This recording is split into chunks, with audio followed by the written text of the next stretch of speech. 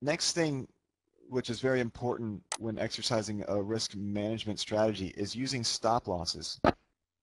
Okay, stop losses are absolutely necessary. And for those that are experienced traders, I'm just getting through this basic stuff here. It is very important. It's not talked about enough. And even when it is talked about, it's usually swept under the rug as soon as you stop talking about it. So I know at first you're like, I know what a stop loss is. Well, I'm going to try to give you a different little perspective on it. And at the same time, Shailesh, I think we're okay, man. Someone type in Shailesh if you can hear. And just let him know so I can keep going to check his sound levels. And then we'll get into the specific money management techniques that I use. But stop losses are important. They are absolutely necessary. Okay? If you're not using stops because you think everything comes back eventually, you are dead in the water. It's just a matter of time. In fact, if something happens and you're in a trade and you have, say, a 20 pip stop and it goes against you and you're at your minus 20 and you don't get out and it goes minus 25 and you don't go out, it goes minus 30, 35, then you're telling yourself, all right, well, we'll turn this into a long-term trade. It's got to come back. That thought right there, that's a disciplinary issue. But that thought is a very dangerous one. No matter what the outcome of that trade, it's very dangerous, and I'm going to tell you why. First, if it doesn't come back, well, that's obvious why that's a disastrous outcome. You just lost your trading account because you will be margin called, especially if you weighted your account for a 20 pip stop and then you're running at 100. Your account will get blown. The other worst case scenario, because the only two things can happen is you can either lose the trade or win the trade. They are both worst case scenarios. In fact, winning the trade is probably the absolute worst thing that can happen to you. If you ignore your stop loss, you hang on, you go deep drawdown, and then it comes back and you exit for a profit, you have just solidified, exactly, Omar, a bad habit.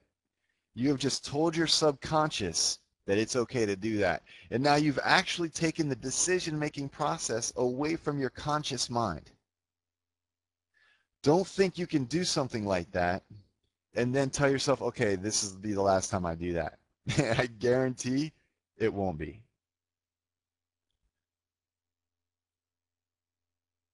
Yeah, yeah, it's true, and that's true. And if you have to hang on to it long enough, you could get hammered on the swaps. Exactly.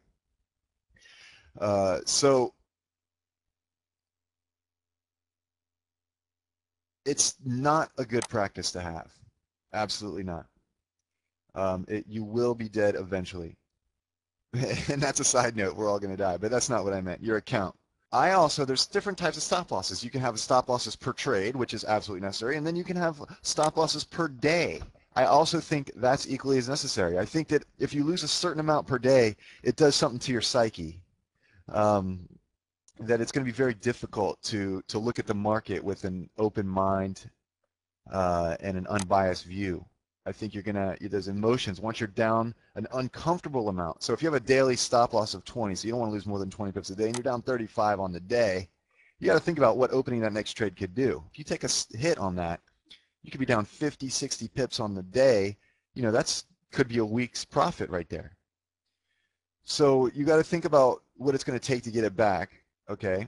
But if you're a seasoned trader and you know how you react emotionally to losses, okay, then maybe a daily stop loss is not necessary for you because you can identify good setups regardless. Okay, you could probably, as long as you have your per trade stop loss, then it's probably acceptable. But the danger is this: when a trader draws down 5 to 10% in a session or on a trade, and you get that make it back mentality kicking in, and it causes you to maybe over leverage your next position, maybe go a little heavy, so if you just get 10 on it, it makes it up. But that exposes you to even greater damage, possibly margin call. Yes, good question, Pam. Excellent question. Pam asks, what's your opinion of noting the stop mentally? okay, and watching the trade to exit when and if it hits your exit point or your mental stop area to avoid getting triggered by the broker. That's okay. All right, now there's a couple things you raise in that question, Pam. It's a great question. First, yeah, you can have mental stops or physical stops. The difference, physical stops, you enter into your broker. The broker sees it. Everybody knows it. Okay, it's there. The mental stop, it's up to you to exit that trade at the proper time. I use mental stops. Okay, there's pros and cons to both. I should have a slide on this, but since we're just answering the question, we'll go with it as best we can. Okay, a hard stop, excuse me, or a physical stop, a hard stop when you enter manually is the best for actual management of risk because you know exactly what you're risking. And you're going to put the stop there, you're going to get taken out at your stop level. So you know you put your stop at 20, you're going to lose minus 20. Now, I use mental stops, but the reason I use mental stops is not because I'm afraid of the broker like falsely triggering me or something like that. And I'll talk about that whole stop hunting situation, or at least my perspective on stop hunting.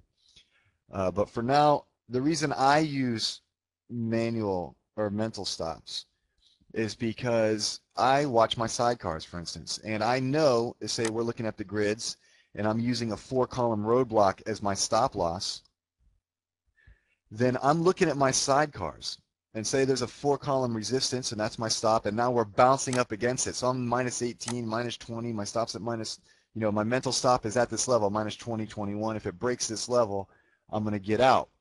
Okay, but say it pops over it by 1 or 2 pips. Yet my sidecar, okay, say I'm in short euro dollar and I'm looking at euro yen and I want euro yen to do what euro dollar is doing. So I'm short euro dollar, say I'm over my stop by a pip or 2, but euro yen happens to be holding under its resistance level. So I'm going to hang on to euro dollar until I see what euro yen does. If euro yen holds and starts moving lower, then euro dollar should pop back under the resistance level. Now a hard stop that would have been taken out. If euro yen, say the sidecar goes against and euro dollar keeps going, then I'll get out. The disadvantage, it costs me a few more pips.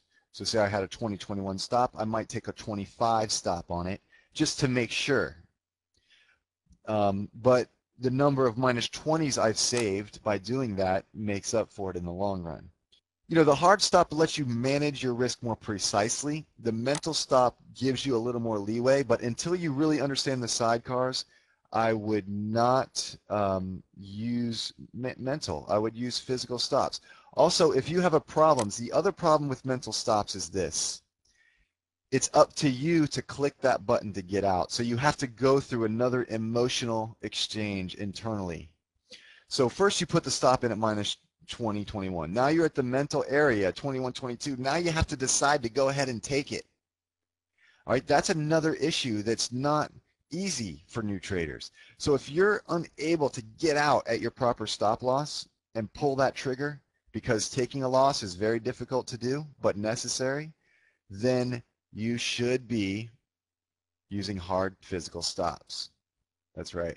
So if you're having a problem and you're letting your stops too loose and it's costing you too much in the long run, use hard stops. Okay? Now, this webinar is not going to tell you where to put your stop. Okay, Baron? Should your stop be based on your system? Absolutely 100%. Base it on your system. Even if you're a Fibonacci grid trader, which most of us in this room are, even among us Fibonacci grid traders, we have different styles within us. And 2 people in the same trade might have a different stop loss based on their individual style. So, but the grids, the good thing about dynamic Fibonacci grids is they do tell you where the stop losses should be based on what your risk tolerance is. Okay, and Chris is saying probably a security stop loss would be necessary at least if you lose connection. So a lot of people put like a 30 pip disaster stop, giving them room.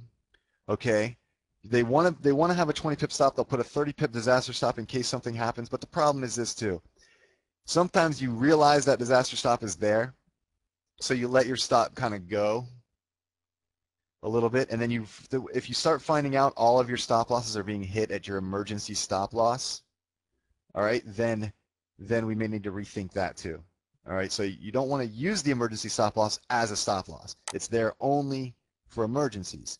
So if you've got a minus 30 disaster and you keep getting minus 30s, well, then maybe we should just use hard stops.